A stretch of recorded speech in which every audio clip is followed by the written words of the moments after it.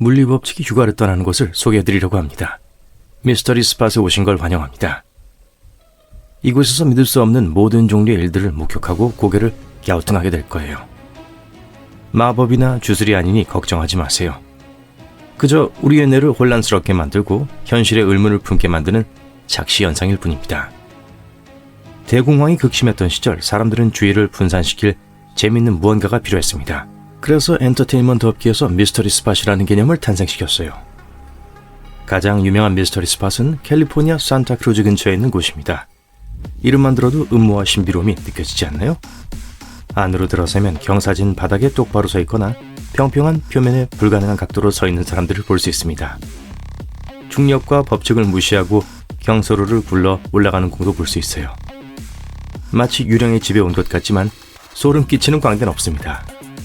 이곳은 짧은 오르막길과 현장의 목조 건물 내부에서 물리학 법칙에 어긋나는 것처럼 보이는 중력을 거스르는 현상으로 유명합니다. 물체의 높이와 방향에 대한 착각이 이곳에서 발생합니다. 이런 시각적 착시에는 오르막길에서 굴러가는 공과 사람들이 넘어지지 않고 평소보다 더 멀리 기대어 있는 모습이 포함됩니다. 버클리의 심리학자들은 이 모든 오해가 집이 20도 기울어져 있다는 단순한 사실에서 비롯된다고 합니다. 다음 목적지도 미국입니다. 이번엔 네바다주의 후버댐이죠. 이곳에서도 중력은 우리를 가지고 노는 것 같습니다. 혹시 그곳에 간다면 이 실험을 해보세요. 병에 담긴 물을 댐 위에 부어보세요. 물이 아래로 내려가는 대신 위쪽으로 흐르기 시작한 것을 목격하게 될 겁니다. 그 이유는 댐의 구조가 만들어내는 매우 강력한 상승 기류, 즉 바람에 의해 물이 위쪽으로 운반되기 때문입니다. 이 트릭은 댐에만 국한된 것이 아닙니다. 페루 제도의 역폭포도 있어요. 이 현상은 역폭포라고 알려진 기상이변으로 인해 발생합니다. 470m 높이의 가파른 바위 절벽 위로 거대한 물보라가 소용돌이 치는 모습을 상상해 보세요. 어떻게 이런 기이한 현상이 일어날 수 있을까요? 그건 바로 높고 가파른 절벽 근처에서 회전하는 나선형 공기 기둥이 미니 토네이도 효과를 만들어내기 때문입니다. 그리고 바람이 절벽 가장자리에 부딪히면 더욱 강해져 해안의 물을 빨아들여 절벽 위로 튀어오르고 거대한 물과 바람의 깔때기가 만들어집니다. 아일랜드의 모호 절벽, 아이슬란드의 산, 하와이의 와이푸히아 폭포 등 다른 곳에서도 이러한 거꾸로 폭포를 볼 수 있다고 해요. 대자연이 자신의 기술을 뽐내는 모습이죠. 인도 라다크의 자석 언덕은 정신을 교란시키는 최고의 도로 여행지입니다. 이곳에서는 물체와 자동차가 마치 일종의 자석 소용돌이처럼 오르막을 오르는 걸 볼 수 있어요. 이는 이 지역의 가파른 경사면과 일반적인 레이아웃 덕분에 발생하는 착시 현상입니다. 도로는 오르막길처럼 보이지만 실제로는 내리막길로 변장하여 장난꾸러기 마술사처럼 여러분의 뇌를 속입니다. 중립기어의 차가 저절로 움직이는 것을 볼 수도 있습니다. 차에 유령이 있는 것이 아니라 기본적인 물리학이 작동하는 것입니다. 시동이 꺼져 있어도 운동량과 도로의 미묘한 경사 덕분에 바퀴는 계속 회전할 수 있습니다. 아라가츠산은 인도의 자석 언덕과 비슷한 이야기를 가지고 있습니다. 이곳 역시 스릴을 추구하는 사람들과 자동차 애호가들에게 자석과 같은 곳입니다. 아라가츠산은 터키와 아르메니아 국경에 위치해 있어요. 중력을 거스르는 자동차로 유명합니다. 경사면에 주차된 자동차가 운전자 없이도 저절로 오르막길을 굴러 올라가는 듯한 놀라운 광경을 보기 위해 전 세계 사람들이 이 산을 방문합니다. 근처에는 오르막길을 따라 흐르는 강도 있습니다.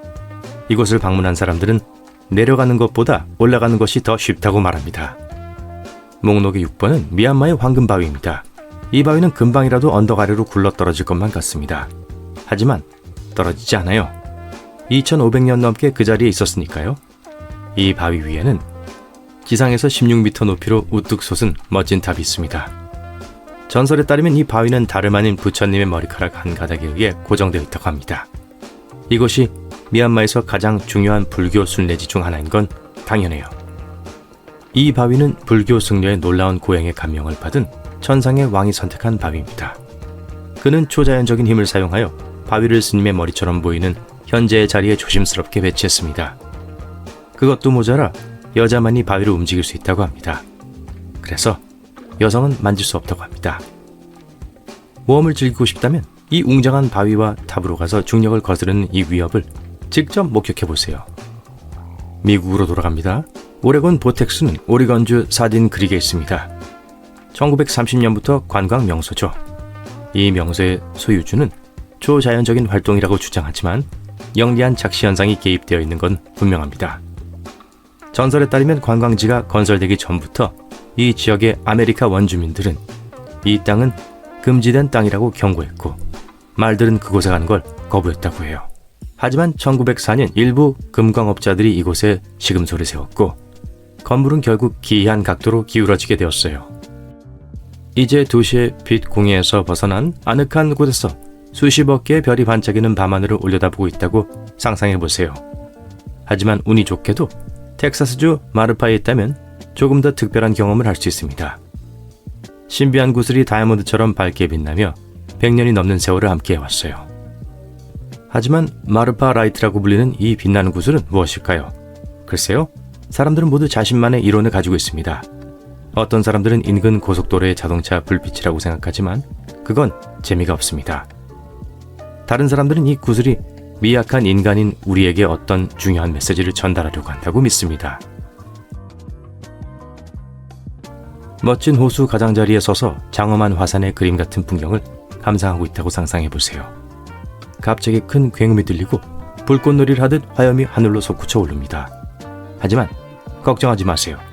화산이 폭발하는 것이 아니라 그저 카와이젠 호수의 화산일 뿐이에요. 이 불타는 광경은 유황가스가 바위를 뚫고 나와 외부 공기와 접촉하면 발화하는 자연현상에 의해 발생합니다. 결과는요? 높이 5m까지 치솟는 화염이 지금까지 본 것 중 가장 멋진 네온 사인처럼 파랗게 타오릅니다. 그것도 모자라 산 아래로 흘러내리는 액체 유황은 마치 푸른 용암의 강처럼 보입니다. 무섭기도 하고 숨이 멎을 것 같기도 한 이 광경은 평생 잊을 수 없을 거예요. 잊을 수 없는 것에 대해 말하자면 모리타니의 리차트 구조는 나사 우주 프로그램이 시작된 이래로 우주 비행사들의 눈길을 사로잡는 수수께끼였습니다. 지구 지각에 있는 이 원형 지형은 시간이 지남에 따라 침식되어 원래의 평평한 암석층을 드러내는 융기된 돔에 의해 만들어졌습니다. 구조물의 중심에서 바깥쪽으로 이동하면 가운데에 오래된 암석층이 드러나면서 시간을 거슬러 올라갑니다. 이 지질 현상은 퇴적암과 화성암으로 이루어져 있으며 그 길이는 45km에 달합니다. 우주에서 보면 암석층이 이동하여 떨어져 나간 여러 단층을 볼 수 있어요. 리차트 구조는 사하라 사막의 중심부에 위치하고 있습니다. 여기까지예요. 우리 버전의 톱 10입니다. 이 목록에 다른 것을 추가하시겠어요?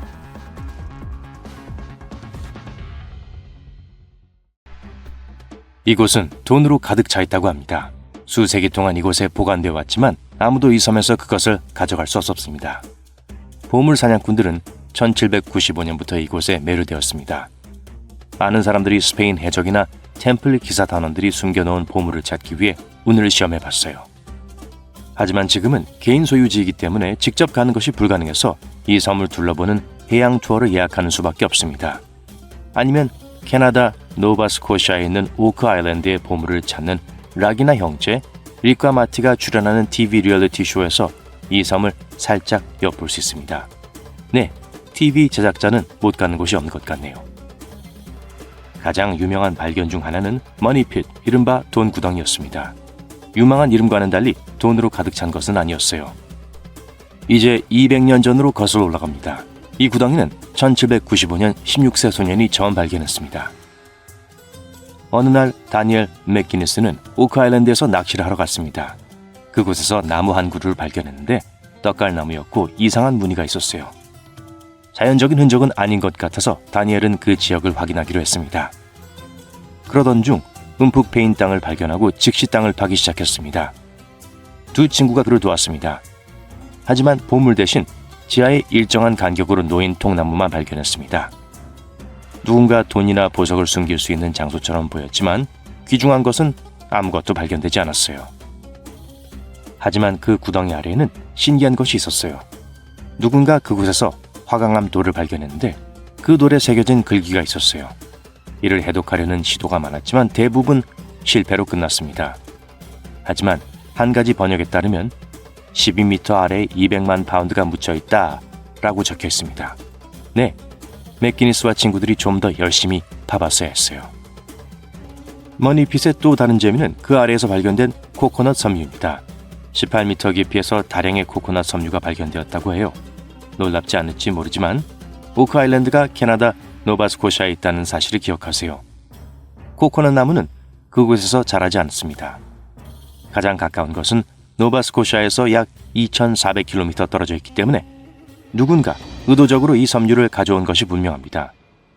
연구자들은 코코넛 섬유로 밧줄을 만들어 모든 보물을 구덩이 아래로 내리는데 사용됐을지도 모른다는 의견을 냈습니다.